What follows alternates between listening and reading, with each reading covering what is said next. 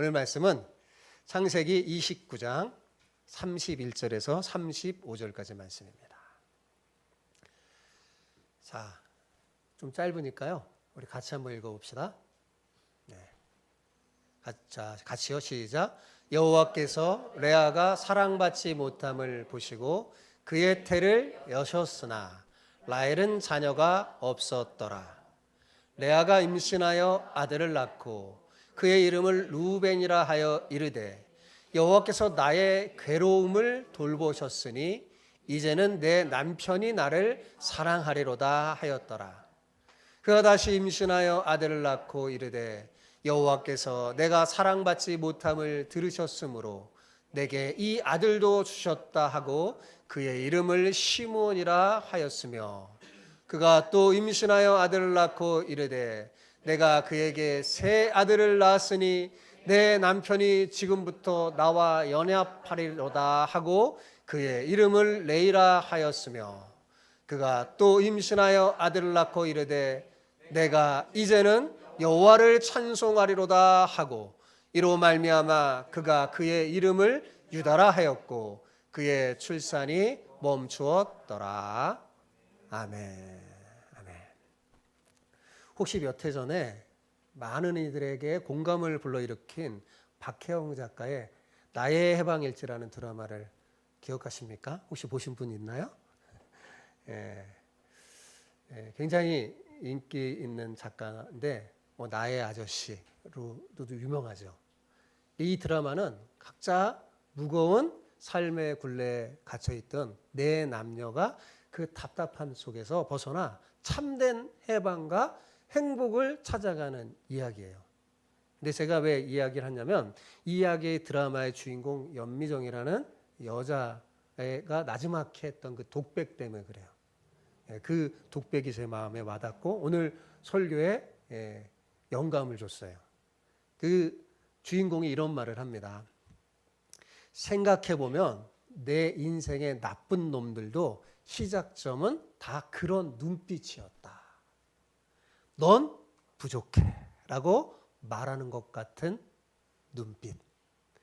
나의 사랑스러움을 발견해 보려고 달려들었다가 결국 나의 볼품 없음만 확인하고 돌아서야 했던 그 반복적인 관계들, 도대체 어디서 답을 찾아야 할까?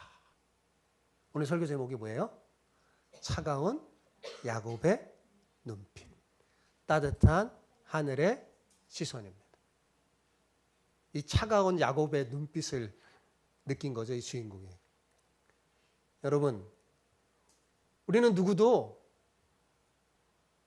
다른 사람에게 또 누구에게 외면당하고 싶지 않습니다. 거절당하고 싶지 않죠. 내가 가치 있고 사랑받을 만한 사람이라는 걸 끊임없이 확인받고 싶어 합니다. 그렇죠? 예. 그런데 세상을 향하여 다가왔다가 넌 아직 부족해 라는 그 싸늘한 시선을 마주하면 어떨까요? 갑자기 우리 자존감이 여지없이 무너져 내리고 말죠. 넌 너무 못생겼어. 키도 작아. 공부도 못하잖아. 하면서 막 째려보는 그 눈빛. 얼마나 무섭습니까? 그죠? 오늘 읽은 본문에 등장하는 여인 레아가 바로 그랬어요. 한번 상상해 보세요, 여러분. 첫날 밤을 지나고 난 밝은 아침. 동생 라헬 대신에 곁에 누워있던 레아를 발견했을 때 그 야곱이 그 레아에게 보내는 그 서늘하고 경악스러운 그 눈빛 말입니다.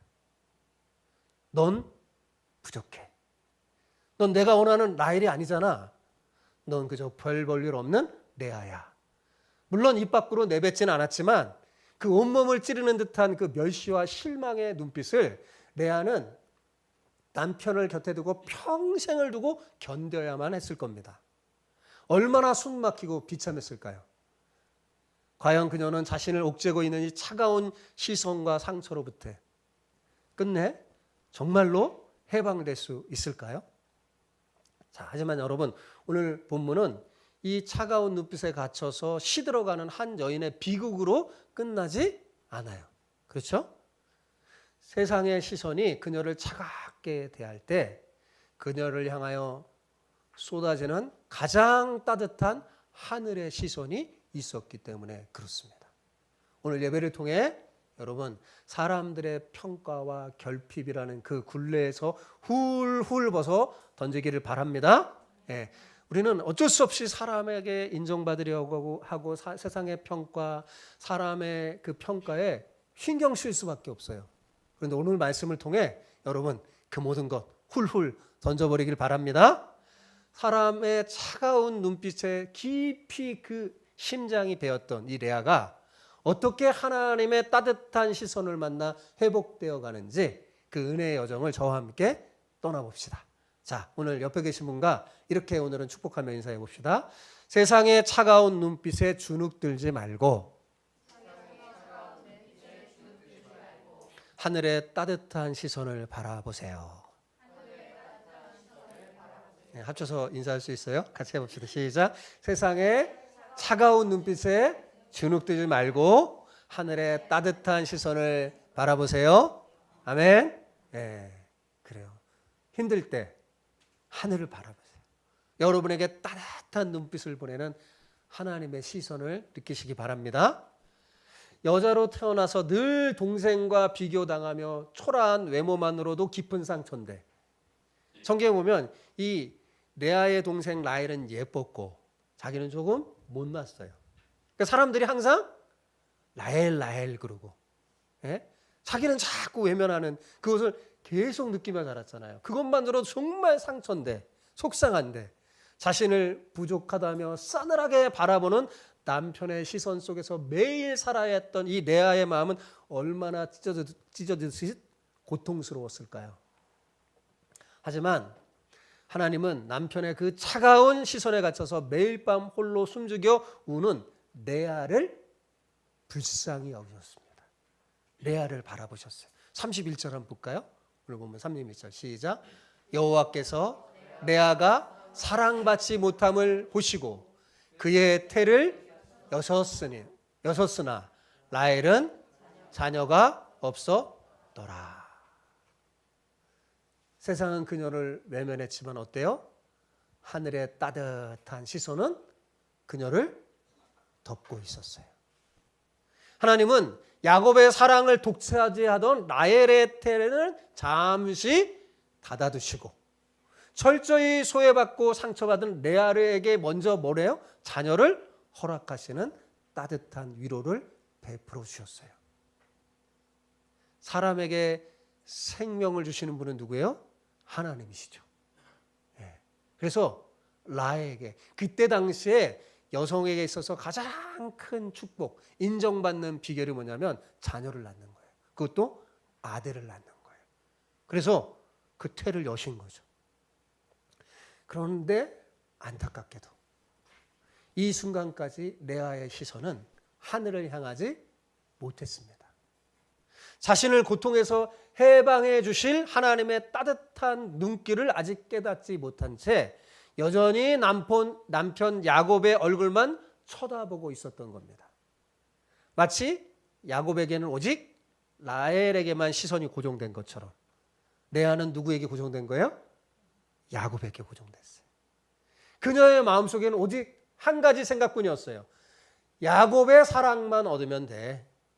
일평생 사람들이 나를 볼품없게 여겼을지라도 그리고 나를 외면했을지라도 내 남편 야곱만 나를 사랑해 준다면 내 인생은 가치 있지.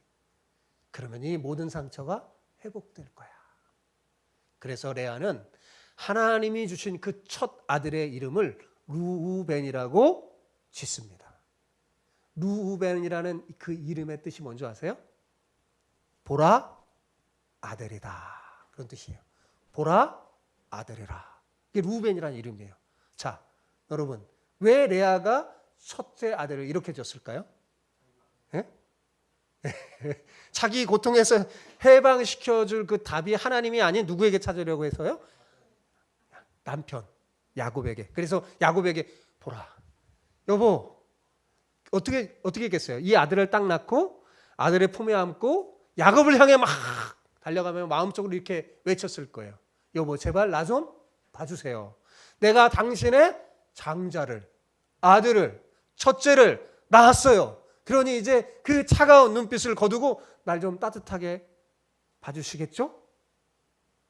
그런 마음으로 뭐예요? 루벤이라고 지은 거예요. 뭐라? 아들이라. 레아는 이 첫 아들을 통해 남편의 부족해, 남 부족해라는 넌 부족해라는 그 싸늘한 시선을 넌 충분해라고 바꾸고 싶었던 겁니다.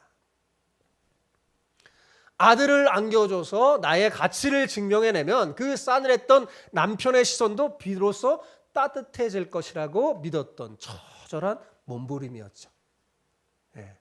예전에 이렇게 여자들 아들을 탁 낳으면 힘이 생기잖아요. 그죠? 그게 권력이에요, 아들 낳는 게. 이 시대는 더 그랬죠. 하지만 여러분, 사람의 마음이 그렇게 쉽게 변하던가요? 안타깝게도 야곱의 마음은 여전히 누구에게? 라헬에게만 머물러 있었습니다. 귀한 첫 아들을 안겨줬음에도 레아를 향한 남편의 차가운 눈빛은 조금도 변하지 않았어요. 그러자 얼마 후 하나님이 또 아들을 주십니다. 이번에는 그의 아들의 이름을 시므온이라고 져요. 그 이름의 뜻이 뭐냐? 들으심이라는 뜻이에요. 뭐라고요? 들으심. 누가 들었다는 거예요? 하나님이 들으셨다는 거예요. 그래서 레아가 하나님이 내가 사랑받지 못해서 우는 소리를 들으셨구나 라고 고백하면서 하나님이 들으셨다라는 이름으로 둘째 아들의 이름을 뭐라고 줬다고요? 시므온이라고 줬어요. 그런데 여전히 그녀의 영혼의 갈증은 채워지지 않았습니다. 여러분, 우리 안에도 이런 레아의 모습이 있지 않나요? 세상의 차가운 눈빛을 따뜻하게 바꿔보려고 어떻게든 사람들에게 인정을 받아내기 위해서 우리는 안간힘을 씁니다. 공부 열심히 해서 좋은 대학, 번듯한 직장, 넉넉한 재물만 있으면 세상이 나를 가치 있게 봐주겠지 기대하며 끊임없이 루벤과 시므온을 만들기 위해 달려갑니다. 하지만 세상의 시선은 결코 그렇게 따뜻해지지 않습니다. 오히려 끝없이 더 큰 성과를 요구하고 우리를 지칠고 멍들게 합니다. 이만큼 하면 세상이 나를 알아주겠지. 그런데 더 올라가면 나보다 더 뛰어난 사람이 있어요.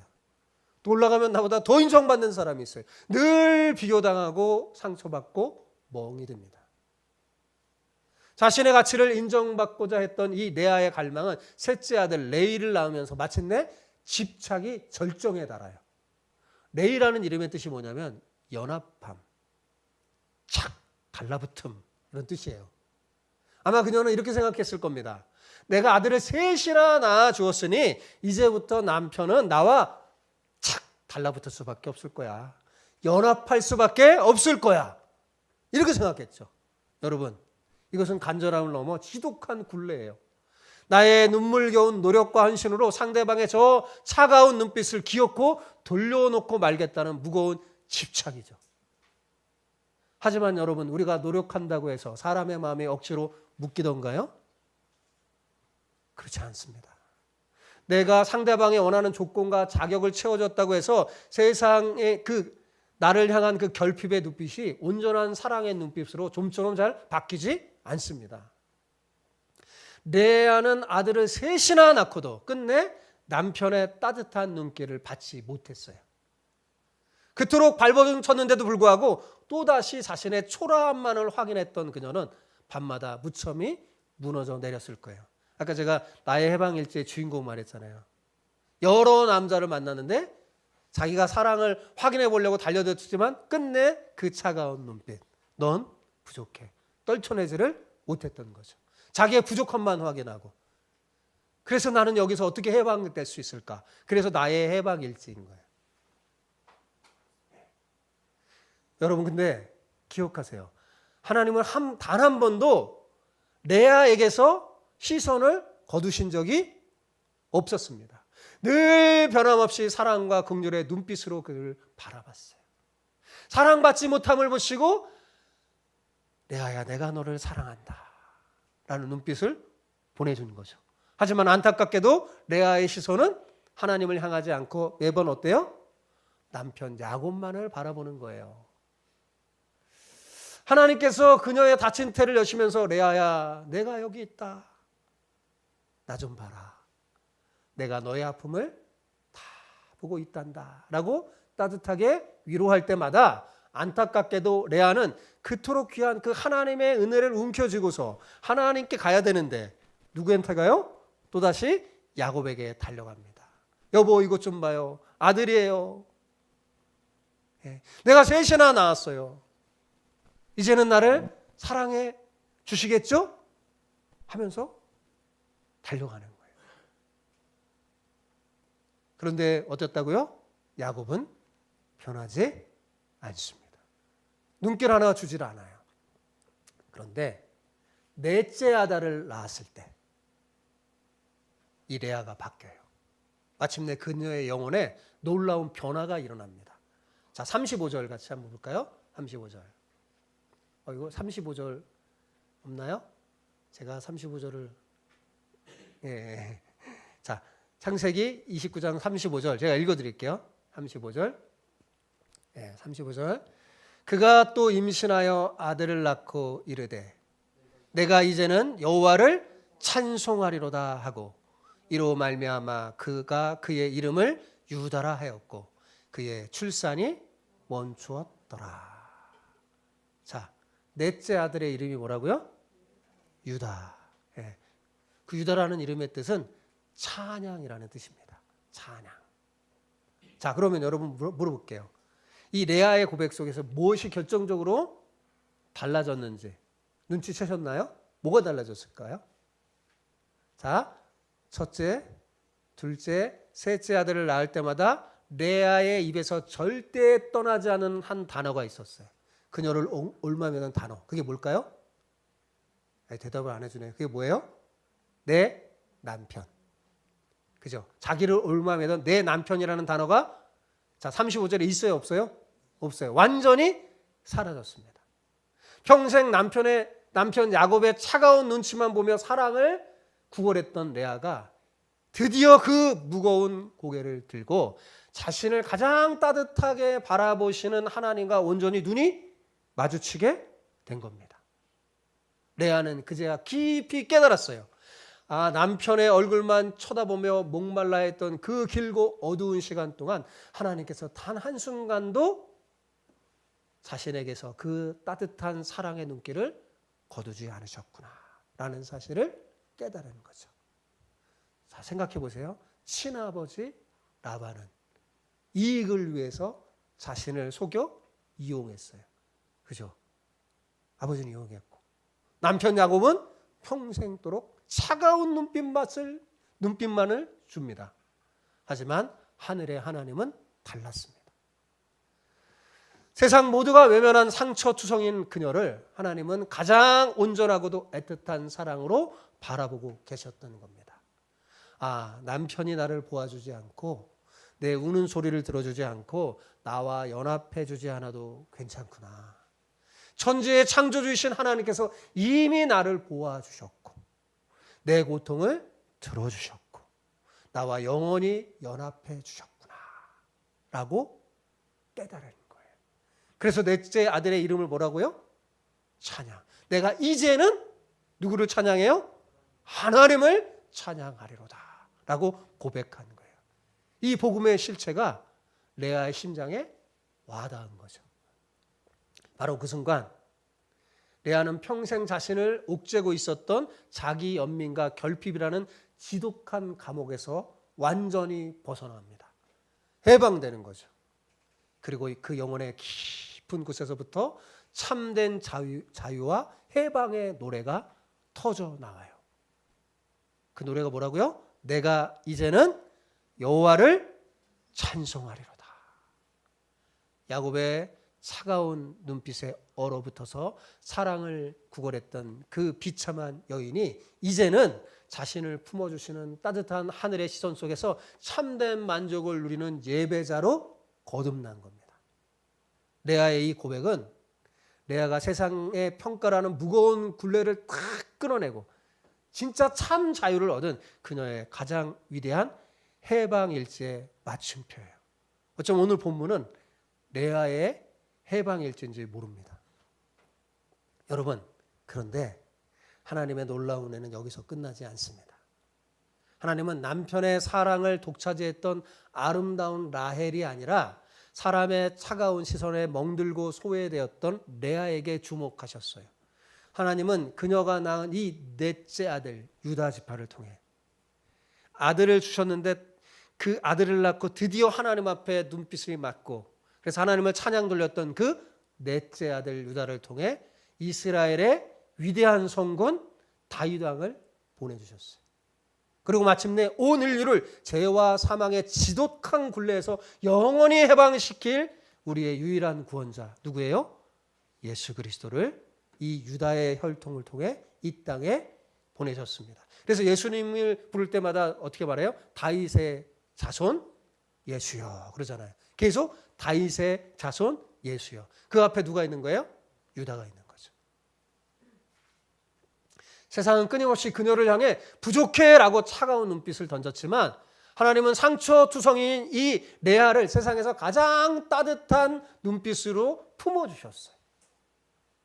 그리고 그녀가 마침내 세상의 굴레를 끊어내고 하나님만을 찬양하기로 결단했을 때 하나님은 이 상처 입은 여인을 인류 구원의 가장 위대하고 영광스러운 축복의 통로로 높여주신 겁니다.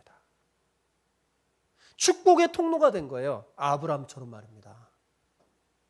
그런데 여러분 우리가 이 대목에서 절대로 놓치지 말아야 할 가슴 먹먹한 진실이 하나 있어요. 이 이야기는 그것이 뭐냐 하면 이 이야기는 단지 사랑받지 못해 불행했던 한 여인 레아의 이야기만이 아니라는 사실입니다. 이 이야기를 통해 하나님이 들려주고 싶은 메시지가 있어요. 사실 성경을 깊이 들여다보면 이 레아보다 훨씬 더 길고 처절한 짝사랑의 고통을 겪으신 분이 있습니다. 누굴까요? 누군 것 같아요? 맞춰보세요. 네, 누굴까요? 네, 우리 예수님이십니다. 성경은 처음부터 끝까지 예수님을 우리를 신부로 맞이하는 신랑으로 묘사합니다. 그리고 구약에서는 하나님을 남편으로 묘사하죠. 근데 자꾸 아내고 신부인 이스라엘 하나님을 믿는 사람들이 뭐예요? 자꾸 남편을 배신하고 신랑을 배신해요. 자, 감히 표현하자면 예수님의 결혼 생활이야말로 역사상 가장 아프고 비참했어요. 왜 그랬을까요? 그분의 신부인 우리가 늘 진짜 남편인 예수님을 철저히 외면한 채 우리 눈에 보기 좋은 각자의 야곱만을 향해 막 달려가기 때문에 그렇습니다.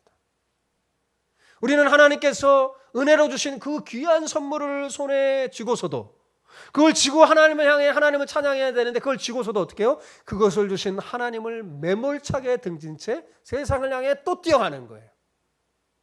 내 곁에 배우자, 통장에 돈, 번듯한 직장, 내 자녀의 성공을 나의 야곱으로 삼고 그것만이 나를 구원해 줄 수 있다고 믿으면서 매달립니다.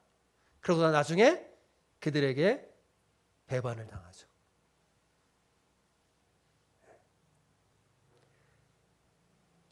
여자의 일생이라는 유명한 소설집이 있어요. 거기 보면 그 여자가 아들에게 목숨 걸다가 결국 누구에게 배반당해요?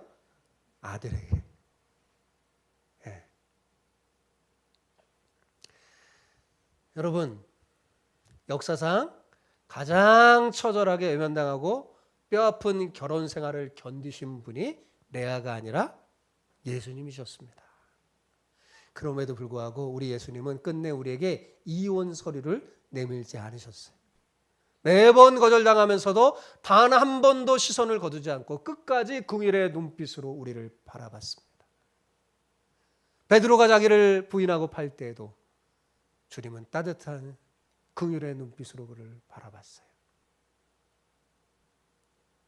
그리고 우리를 향한 이 바보 같은 짝사랑은 그저 멀리서 바라보는 애틋한 시선으로 끝나지 않았어요. 오랜 세월이 흘러서 갈보리 언덕 십자가 위에서 예수님은 어떻게 해요? 자기의 생명을 온전히 다 내어줌으로 폭발하듯 그 사랑의 실제를 증명해 내셨습니다. 여러분, 우리는 레아가 미처 다 보지 못한 이 위대한 구원의 결말을 이미 다 알고 있는 사람이에요. 우리는 구약만 가지고 있지 않고 신약을 가지고 있잖아요. 예. 그래서 구약의 그 이야기들이 어디로 흘러가는지 다 알아요. 이미 알고 있어요. 이 레아의 이야기를 통해서 뭘 말씀하려고 하는지 알고 있습니다. 바로 유다의 자손으로 오신 예수 그리스도께서 십자가에서 완전히 드러내신 그 크신 사랑을 말하려고 하는 거죠. 놀랍게도 예수님은 십자가 위에서 레아가 평생도록 받아온 그 서늘한 눈빛을 온몸으로 다 받아내셨습니다. 자, 가장 믿었던 누구에게? 제자들에게 버림받으시고, 세상 군중들에게 언제는 호산나 다윗의 자손이여 했던 사람들이 뭐라고 그래요? 십자가에 못 박히라 하고 외치죠. 세상 사람들에게 조롱당했습니다. 그리고 마침내 십자가 위에서 하늘 아버지에게 마저도 철저히 외면당했습니다. 아버지 어찌 나를 버리셨나이까. 그것은 레아가 일평생 경험했던 그 눈빛의 무게와는 비교가 안 되겠죠. 아득히 뛰어넘는 우주적 구묘의 거절과 고통을 당했어요. 왜 예수님께서 이토록 끔찍한 고통을 감당했을까요? 바로 저와 여러분, 우리를 위해서죠. 그것은 바로 우리가 우리만의 야곱 라헬을 향하여 달려가다가 치러야 할 그 헛되고 뼈아픈 대가를 대신 치르기 위해서입니다. 우리의 실수와 죄악과 그 모든 것 다와 본인이 한 몸으로 짊어지기 위해서 우리를 포기하는 이혼 서류 대신 당신의 생명을 내어주신 십자가를 내미시는 거예요. 사실 호세아를 통해서도 이렇게 알려준 거죠. 절대로 호세아가 음탕한 고매를 버리지 못하게 해요.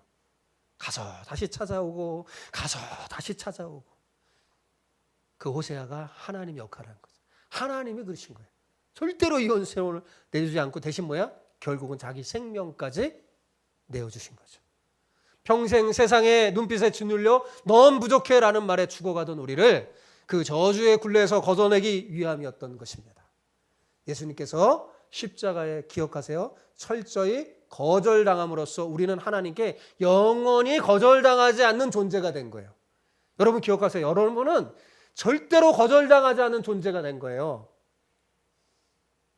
예수님께서 세상의 그 차가운 눈빛을 다 받아내므로 우리는 하나님의 따뜻한 사랑의 눈빛을 받는 자녀가 됐어요. 아무리 세상에 차가운 시선을 보내도 괜찮습니다. 우리는 뭐예요? 하나님의 따뜻한 눈빛을, 시선을 받는 하늘의 자녀이기 때문에 그렇습니다. 네. 우리는 영원히 거절당하지 않는 존재예요.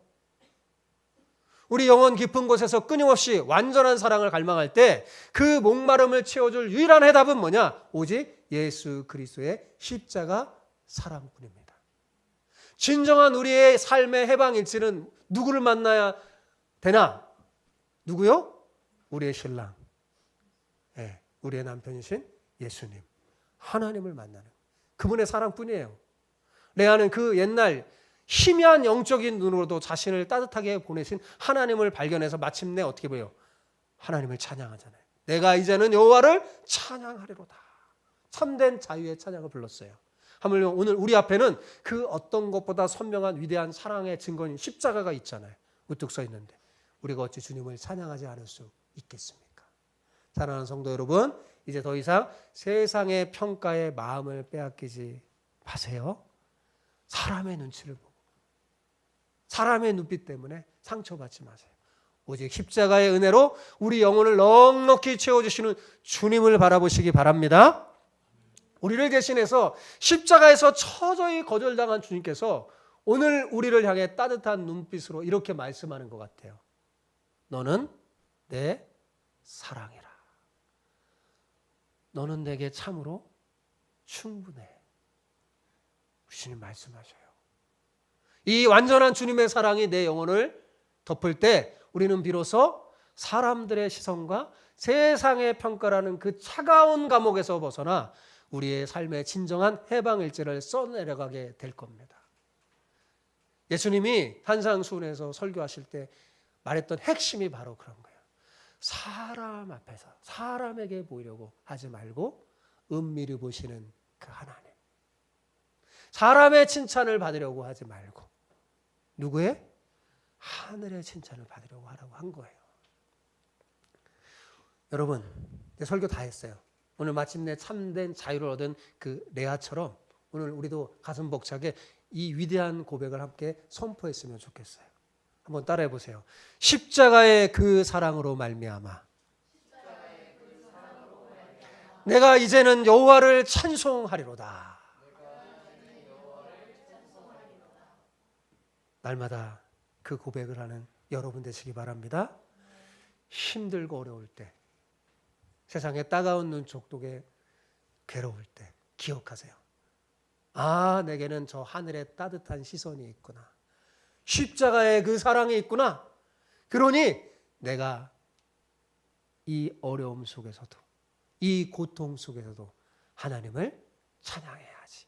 내가 이제는 여호와를 찬송하리로다 말하면서 여러분 진정한 자유의 노래를 부르는 여러분 다 되시기를 축복합니다. 이제로부터 영원토록 함께 있을지어다.